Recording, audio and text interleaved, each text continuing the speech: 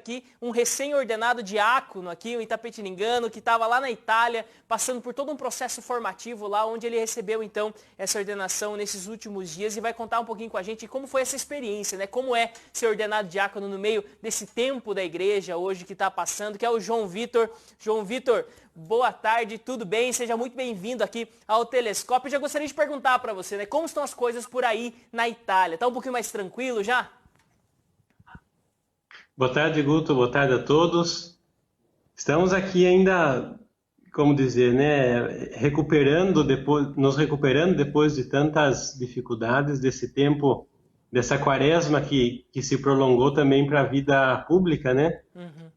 Talvez foi a primeira vez na história da igreja que aquilo que a gente celebra na igreja foi também refletido na vida pública, uma quaresma em todos os sentidos, né? Nas empresas, na vida social, nas escolas, também na igreja, né? Nós, de fato, em quaresma, fechados dentro de casa, foi um período de verdade muito difícil, com muitos desafios para nós aqui que vivemos em comunidade. Junto comigo, nós somos outros 19 padres e seminaristas. Então, reaprender a conviver 100% do dia com a outra pessoa, né? Fazendo de tudo, os nossos funcionários tiraram férias nesses tempos, então nós tínhamos que cozinhar, que lavar, que cuidar da portaria, que receber todas as coisas. Então foi também um período importante para a gente se reorganizar, repensar como comunidade, como vida de homens, padres, seminaristas que estão aí nesse caminho vocacional, né? Muito bem, né, João? Acho que foi, vamos dizer assim, um tempo muito especial, né, para nós vivermos, né? Se pensarmos assim, vamos dizer assim, conforme essa possibilidade mesmo de repensar os caminhos, de pensar as nossas ações, né, o nosso contato mesmo, com a própria oração também, foi um tempo que propiciou muito isso, é uma batalha muito grande que nós estamos enfrentando ainda, mas aí na Itália nós tivemos, vamos dizer assim, no primeiro momento, acho que imagens muito fortes, né, vamos dizer assim, tivemos algumas cidades aí, a Itália ela despontou logo no começo ali como um grande centro, com muitas situações e tudo acontecendo lá, e houve um episódio, João, que até foi transmitido aqui pela TVI, né, que foi aquele momento de oração do Santo Padre, onde ele falava então, né, onde ele rezava ali pela igreja do mundo, tudo, e se ficou também, as pessoas comentam bastante aqui, né, que se ficou uma sensação de que a partir daquele momento os rumos, principalmente aí na Itália, eles mudaram um pouquinho, né, vamos dizer assim, a curva da pandemia parece que de certa forma teve, vamos dizer assim, uma ação maior, um clamor maior das pessoas ali. Vocês comentam também a respeito disso, como um marco mesmo aquele momento de oração do Santo Padre? Foi uma coisa inédita, né? Você vê a Praça de São Pedro absolutamente vazia, o Papa ali que você pode perceber que nas imagens, nem mesmo o serviço deles de câmeras sabiam muito bem de onde viria o Papa e de repente assim o Papa aparece um pouco que do nada, né? E uma coisa assim que de verdade nós todos que estávamos aqui assistindo desde casa ficamos muito impressionados com aquele momento de oração. Depois, uma segunda coisa interessante foi que essa cruz de esse Jesus crucificado, né, que foi levado ali até a Praça de São Pedro, é um Cristo crucificado numa igreja aqui perto de onde eu moro, na igreja de São Marcelo, que nos tempos de pandemia, nas grandes pestes dos séculos passados, ela saía em procissão pelas ruas daqui da cidade de Roma. E naquele dia especial, a pedido do Papa, foi levado também lá no Vaticano. Então você vê, ao mesmo tempo, o diálogo que a igreja tem com as coisas acontecendo, quer dizer, essa crise toda da pandemia, da quarentena, mas também ligada sempre à sua tradição. Quer dizer, foi atrás, recuperou esse simbolismo, essa devoção à cruz, aquela cruz específica da igreja de São Marcelo, e repropôs isso nesse tempo nosso de agora. De fato, foi um acontecimento que atingiu não só a igreja, mas toda a sociedade italiana, mas também europeia, porque a imagem do Papa chega em todos os lugares, né? Uhum. Você vê o líder da igreja sozinho, rezando, enquanto que muitas vezes outras autoridades daqui da Itália, né, não tinham assim não apareciam publicamente para fazer nada, né, para se declarar, para dar alguma mensagem. Então essa mensagem do Papa, essa oração dele principalmente, a bênção depois que ele concedeu, de fato começaram ali uma mudança de comportamento, de atenção das pessoas, que começaram a olhar de novo para cima, no sentido de que a fé aqui na Itália é uma coisa assim muito deixada, né, em segunda instância. O católico aqui é meio, se aí no Brasil já é assim, aqui mais ainda, né? Então as pessoas começaram a retomar um pouco, falando, nossa, mas também nós temos a fé como um remédio para lutar contra isso, né? Olha só, que legal, não, João, trazer pra gente esse relato aqui, né? E o pessoal que tá assistindo com a gente aqui, se quiser mandar um recado aqui pro João também, o Tony Guardinha manda aqui boa tarde, a Lúcia Amoroso coloca aqui, a Vera Alcaide coloca que Deus o abençoe, o Júnior Mastrandé está acompanhando aqui com a gente, a Tereza Correia também, ou seja, todo mundo que está participando aqui com a gente pode mandar também o seu recado através do facebook.com/TV Itapê aqui com a gente. E João, conta um pouquinho pra gente como foi essa história, né? Como que você foi parar aí em Roma, ser ordenado diácono, né? É um pouquinho diferente da história, vamos dizer, que nós vemos dos padres aqui da nossa diocese, né? Que eles ficam aqui no nosso seminário, fazem pastorais aqui nas paróquias, tudo, mas no seu caso é um pouquinho diferente. Se quiser trazer pro pessoal como que começou essa história aí, qual que foi onde você se apaixonou, né, por essa vida aí também. Então, a gente começa tudo, vamos dizer assim, há 13 anos atrás, lá em 2007, quando eu era coroinha, era acólito ali na paróquia Nossa Senhora das Estrelas, e juntamente com um outro nosso amigo, nós decidimos na verdade ele decidiu mais do que eu, de fazer um encontro vocacional com os padres salesianos em Piracicaba. E não queria ir sozinho, me convidou, eu falei, então vamos lá fazer esse encontro. Fiz um encontro em Piracicaba com os salesianos. Fiz depois um segundo encontro em São Paulo, também com os padres salesianos. E nesse período, quem era pároco da Paróquia das Estrelas era o padre Edilson. E ele sempre que assinava o nome dele, colocava depois do nome as duas letras, CR. E nós sempre ficamos muito curiosos em saber o que significava aquele CR que vinha depois do nome do padre Edilson. Também do Dom Gorgônio assina Gorgônio Alves, CR. Até que nós fomos perguntar para ele e ele nos falou desses tais dos padres teatinos. Bom, não custa nada conhecer, né? Então eu fui com esse meu amigo até Fartura, no seminário dos padres teatinos de Fartura, fiz um encontro, depois voltei no final do ano, sempre em 2007, e fiz um segundo encontro. E ali o padre reitor da época me convidou para que no ano seguinte, 2008, fizesse essa experiência de morar ali no seminário, e não exatamente como já decidido que seria padre ou não, até porque eu mesmo não tinha essa convicção, vamos dizer assim, né? Então você começa a caminhada também de descoberta, de entendimento daquilo que Deus quer para a sua vida, daquilo que você quer da sua vida, como você quer direcionar os seus passos, e você vai fazendo a caminhada, né? Desde o início eu sempre tive muito apoio dos meus pais, da minha irmã, sempre foram muito abertos e muito disponíveis em me ajudar nessa caminhada que, veja bem, 2007 parece pouco tempo, mas a nível, vamos dizer assim, de tecnologia é bastante tempo. Naquele tempo, 2007, nós não tínhamos telefone como temos hoje, não tinha internet como tem hoje. Nós chegamos a nos comunicar por cartas, né? E telefonema era ainda uma coisa muito cara, tudo. Então no início foi um período muito difícil, eu nunca tinha saído de casa, eu tinha 16 anos quando fui lá para a Fartura, né? E junto com outros jovens, com outros meninos de toda a nossa região aqui aí do estado de São Paulo, eu era o mais distante de Fartura. Os outros eram mais ali da região. E começamos a caminhada. Depois, em 2010, eu fui para Guarulhos, onde eu comecei a estudar a faculdade de filosofia, fiz 1 ano e meio de filosofia, só que pensei que talvez não fosse e não estivesse muito clara claras ideias na minha cabeça, na minha vida. Então resolvi sair do seminário, dar um tempo nessa caminhada, voltei aí para Itapetininga, onde eu pude trabalhar em alguns lugares, onde eu pude retomar um pouco a vida de pastoral na Igreja das Estrelas, onde eu pude ter novas experiências que antes dos meus 16 anos não tinha tido, né? E daí depois de 2 anos, decidi voltar para o seminário em 2014 e continuar a caminhada. Terminei a filosofia.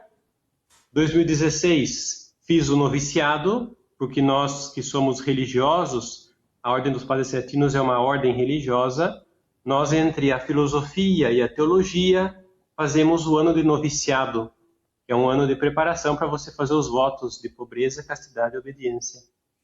Fiz a profissão e no finalzinho fiz o noviciado e no final do ano do noviciado recebi esse convite do nosso padre geral, que mora aqui em Roma, também dos nossos padres aí da província dos Teatinos do Brasil, de continuar os meus estudos de teologia aqui em Roma. Foi uma decisão tomada quer dizer, não foi uma imposição, mas foi uma coisa que, de fato, eles perguntaram se eu gostaria, foi um convite eu tinha um muito pouco especial. esse desejo, né? Sim. E que pudesse vir para aqui, para estudar a teologia e dar continuidade, né, nessa uma formação que, vamos dizer assim, a nível de faculdade não é tanto diferente da teologia que nós fazemos no Brasil. A diferença é o contato que nós temos aqui com aquilo que, vamos dizer assim, o que o Papa fala é aquilo que eu escuto aqui. Não tem nenhum outro filtro até chegar, por exemplo, aí no Brasil, até chegar com as traduções e tudo mais, né? Você recebe as coisas aqui muito mais puras, muito mais nítidas a respeito das coisas da igreja, da teologia mesmo, né? Dos estudos que a gente vai fazendo por aqui. Então, foi isso. Fui fazendo a teologia e já com essa perspectiva de ser ordenado diácono aqui e depois, se Deus assim permitisse, ordenado padre aí em Itapetininga. Olha só, que legal. Então, o pessoal está participando com a gente. Pedi para o pessoal preparar as fotos aqui. Nós temos algumas fotos da sua ordenação diaconal aqui. Mas antes, lendo aqui para você, então, os recados. O pessoal tem participando bastante aqui com a gente. A Adelaide Franco, ela manda aqui, Deus te abençoe. A Denise Benevides dos Santos manda parabéns pela ordenação diaconal. A Mariela Randazzo manda também aqui os parabéns. A Ramizia Ferreira coloca, estamos assistindo, que Deus abençoe muito você. O diácono José André coloca que Deus abençoe muito a sua missão, ou seja, o pessoal acompanhando aqui com a gente. Vou colocar algumas fotos aqui na tela, então, da sua ordenação diaconal aqui, João. E conta pra gente, né, durante essa ordenação e tudo, né, existe esse grau que às vezes o pessoal, só para exemplificar, assim, né, o trabalho do diácono dentro da igreja, por mais que você seja um diácono transitório, né, que vai passar só pelo diaconato, mas se puder trazer um pouquinho, pessoal, qual é a função do diácono na igreja? Nós estávamos esperando a ordenação já desde março, que foi quando os meus padres superiores me autorizaram, aprovaram o meu pedido para ser diácono, né? Só que foi justamente quando começou toda a pandemia, toda a quarentena aqui na Itália, né? Então, nós em contato com o bispo pediu que a gente esperasse, tivesse mais cautela, até porque não se podiam realizar missas públicas, e fomos esperando até que a situação se acalmasse, né? E no finalzinho, no dia 22 de maio, dia de Santa Rita, o bispo entrou em contato com o nosso padre geral e nos dando essa data, né, do dia 14. E, de fato, foi uma correria, assim, no sentido de que dia 22 ele deu notícia, dali 2, 3 semanas já era toda a ordenação, né? E aqui agora nós estávamos no período de exames da faculdade, do final do ano acadêmico. Então foram bastante atividades que nós tivemos que realizar nos últimos dias. E nós estamos vendo as A respeito fotos do aqui. diaconato... Aqui, João, é uma igreja lindíssima, né? Qual igreja que foi, João? É aqui na Basílica de Santa Andrea della Valle. É a basílica nossa aqui dos Padres Teatinos de Roma, aqui bem no centro da cidade de Roma, perto da Piazza Navona. Olha só, que legal. Todo o rito aqui, né? Então você vê que nós fizemos a celebração, mas com todas seguindo as normativas, né, que o Ministério da Saúde da Itália recomenda, então você pode ver que está todo mundo com a máscara, tem um distanciamento entre as pessoas, inclusive entre os padres. Os únicos que não têm máscara sou eu e o bispo. E ele decidiu assim, o Dom Patrão Wong, que foi esse que me ordenou, né? Muito bem. E João, o pessoal está vendo aqui algumas imagens ainda. Você citou aqui, né, a questão da ordenação presbiteral, então, ordenação de sacerdote, de padre. Como que vai? Já tem data, já, João? Vai acontecer na Itália mesmo? Vai ser aqui no Brasil, aqui em Itapetininga? Como que você, já dá para dizer mais ou menos como que vai ser? Então, aquilo que a gente sabe é que entre o diaconato e o presbiterato, a igreja determina que se passe em 6 meses. Então, se nós fazemos as contas de junho, 6 meses será em dezembro. Então, a nossa ideia é que em dezembro possa ser ordenado sacerdote. E com certeza, aí em Itapetininga, eu já conversei com o padre Júlio, lá da Paróquia das Estrelas, ele já se disponibilizou toda a ajuda das pastorais, dos movimentos, para que a gente possa fazer a preparação da celebração. Também já falei com o Dom Gorgônio, que é claro que tem que ser ele a ser o bispo ordenante, né? É o bispo da nossa diocese, é o único bispo teatino que nós temos atualmente na igreja, pertence à mesma ordem que eu pertenço, ou eu pertenço àquela que ele pertence. Então ele também já se disponibilizou. Ainda não temos uma data fixa, até porque faltam 6 meses, né? Mas muito provavelmente será em dezembro, acredito que lá do meio para o final de dezembro, que também será o período das minhas férias. Muito bem, João, muito legal. E você estava falando aqui, né? Eu lembro que quando eu estive na Jornada Mundial da Juventude em 2013, lá no Rio de Janeiro, eu encontrei alguns seminaristas argentinos da Ordem dos Teatinos, né? E eu citei para eles, né, que eu era da Diocese de Dom Gorgônio e todos eles conheciam, né? Era algo, vamos dizer assim, que no mundo todo, que quem é da ordem conhece a figura de Dom Gorgônio, né, por ser, vamos dizer assim, o bispo Claro. da ordem, né, eles ficaram muito felizes, né, por encontrar alguém que é da diocese dele. E João, daí depois, né, eu sei que tem todo, vamos dizer assim, é uma ordem muito grande, tem vários lugares do mundo, tudo, né, tem todo um campo para se trabalhar, mas já existe, vamos dizer assim, uma possibilidade de, assim como o padre Edvilson, às vezes você ficar aqui na diocese com a gente depois de padre, João?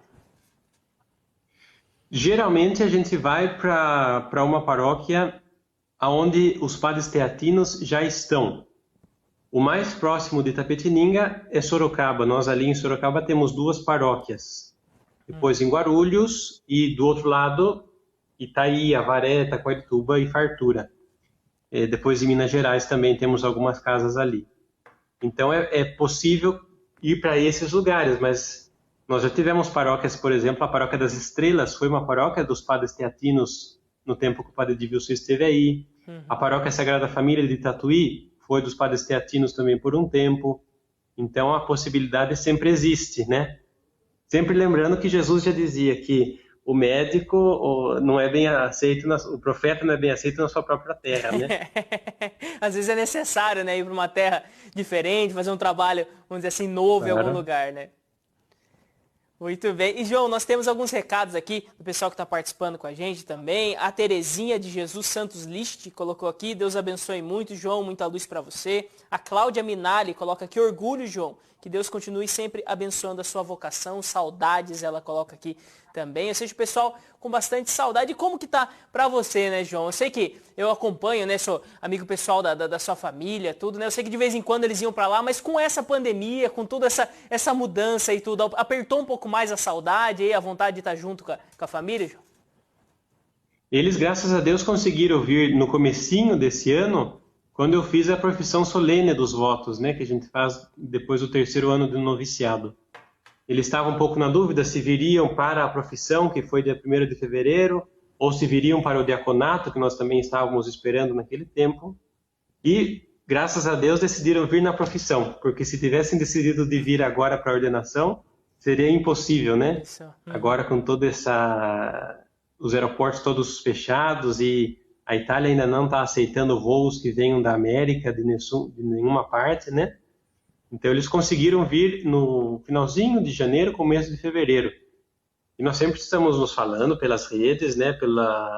Hoje em dia é muito mais fácil, não precisa mais escrever carta, né? A gente basta que manda uma mensagem no WhatsApp e já consegue se comunicar.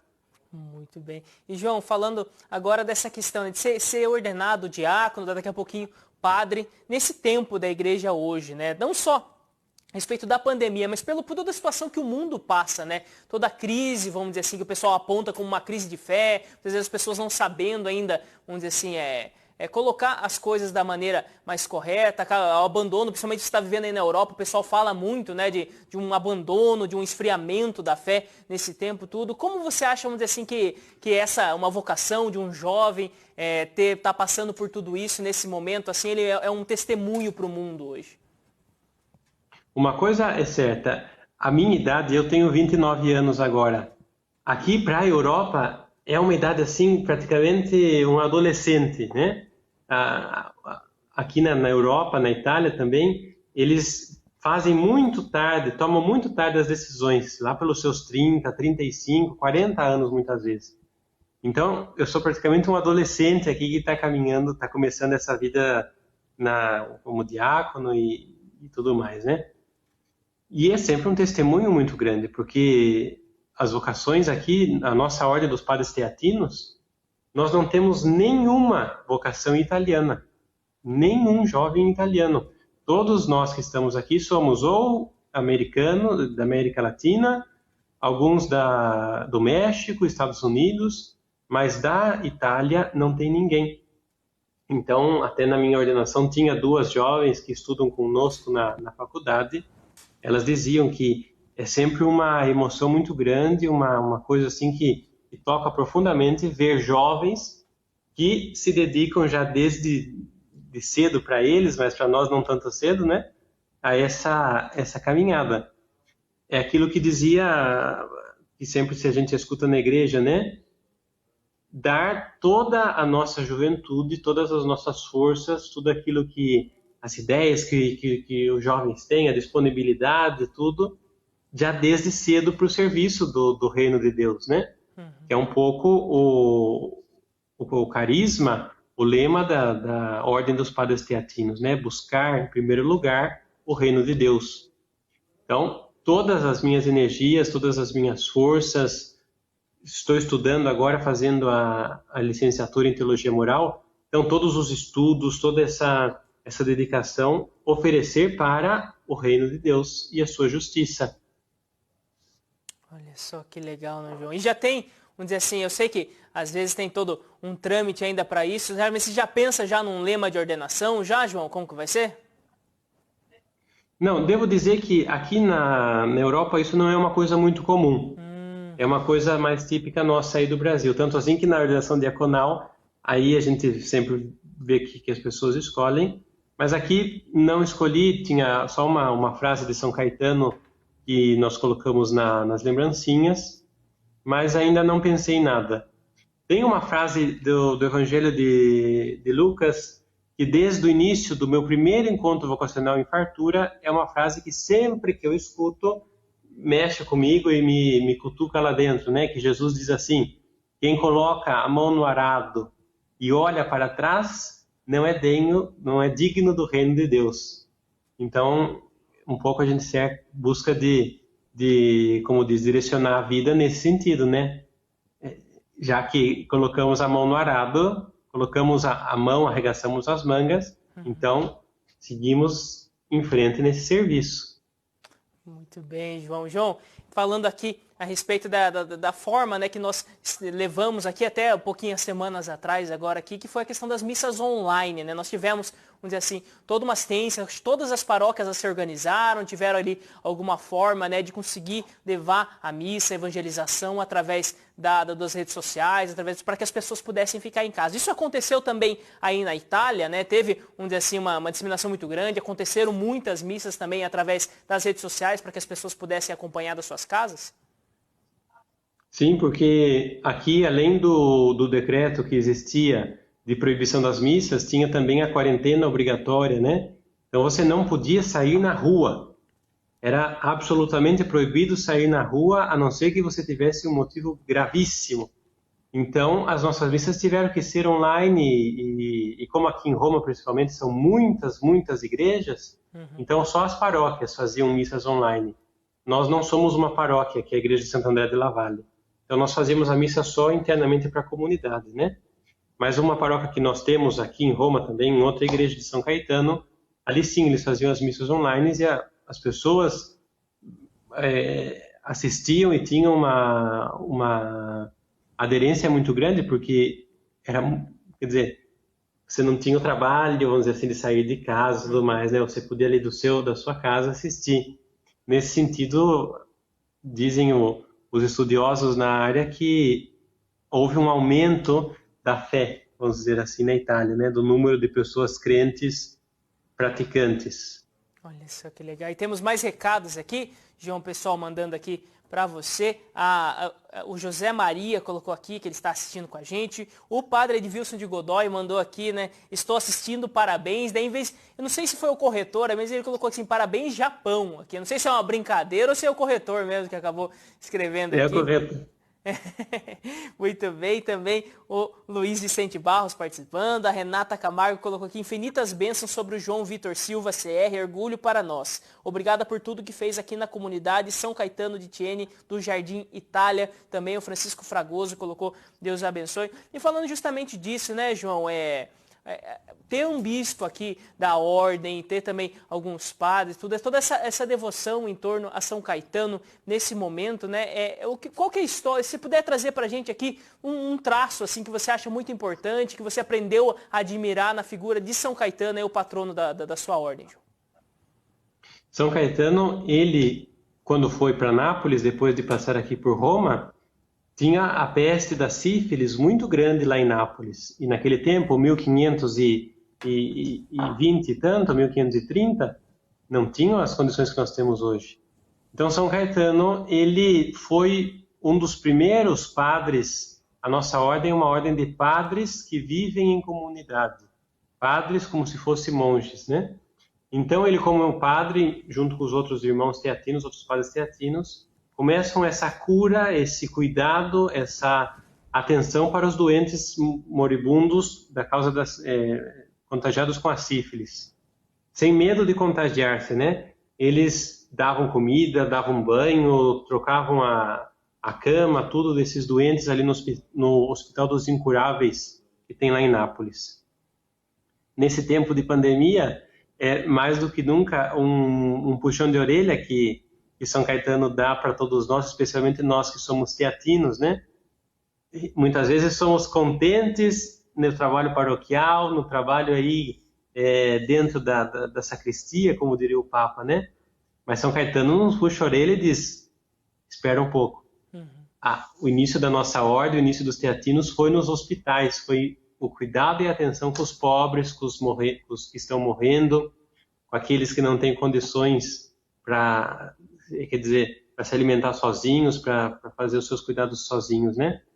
Então, ele, até hoje, lá em Nápoles, você encontra, estivemos ontem lá em Nápoles, você encontra em vários lugares da cidade estátuas de São Caetano, que foram colocadas quando ele foi canonizado, pensando nisso. Ele nos salvou daquela peste com a sua oração, com o seu trabalho, com a sua dedicação. Então, nas pestes de hoje em dia, ele é um poderoso intercessor. Nós temos uma oração de São Caetano que nós fazemos sempre, pedindo justamente que ele, como santo da providência, interceda por todos nós e nos ajude a liberar e a passar toda essa peste, toda essa questão do vírus, né? Olha só que maravilha, João. Então, acho que é muito importante trazer essa mensagem também pro pessoal, ficar todos felizes aqui junto, né? Como o Itapetiningano aí, chegando, vamos dizer assim, ao diaconato, também logo aí ao sacerdócio, seja algo que sempre traz muita alegria, renova as forças no meio de tudo isso. Nós temos também aqui o padre Edvilson, ele corrigiu, então, o João, aqui era só um erro de digitação mesmo. Também a Cecília Maciel de Almeida coloca aqui que Deus abençoe, João, parabéns. A Luana Beatriz coloca aí, João, orgulho de ter partilhado o curso com você e ver seu crescimento na fé, que Deus abençoe muito você sempre. A Maria Maricato coloca que Deus abençoe esse novo diácono a caminho do sacerdócio, parabéns. Então, João, também fica aqui por parte da TVI, por parte também de todas as pessoas que gostam de você também, esse parabéns, esse abraço, né, que nós não podemos dar nesse momento, mas que logo vamos poder dar aí na ordenação sacerdotal, então. E se quiser deixar um recado aqui para o pessoal que está acompanhando com a gente, fica aberta a câmera do TVI. Eu agradeço muito a sua participação, João. Muito obrigado, Guto. Toda essa atenção que vocês prestam para nós, né? É muito importante. Justamente agora, eu pude estar no Brasil aí no ano passado, já vai fazer um ano praticamente, e só poderei estar de novo no final desse ano, se tudo der certo, né? Então esse é um jeito da gente poder se comunicar, ver muitas das pessoas que quando eu estive aí no ano passado, passa muito rápido, a gente não consegue ver todo mundo, não consegue conversar com todo mundo. Então, através agora desse meio de comunicação, deixo também o meu abraço a todas as pessoas, agradeço sempre as orações que fazem por mim, as recordações que fazem na vida cotidiana, na oração, as ajudas que me fizeram muitas vezes, inclusive ajudas financeiras que me fizeram muitas vezes.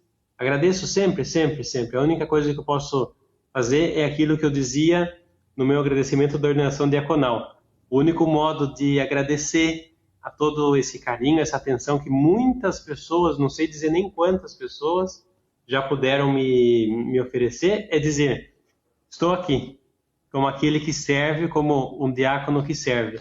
E peço sempre que as orações não diminuam, mas aumentem, porque a responsabilidade como diácono aumenta, e então a necessidade também da oração de intercessão também aumenta. Então, muito obrigado, que Deus abençoe sempre a todos. Muito bom poder falar um pouco de português, de vez em quando. Desenferrujar um pouquinho. Desenferrujar a língua.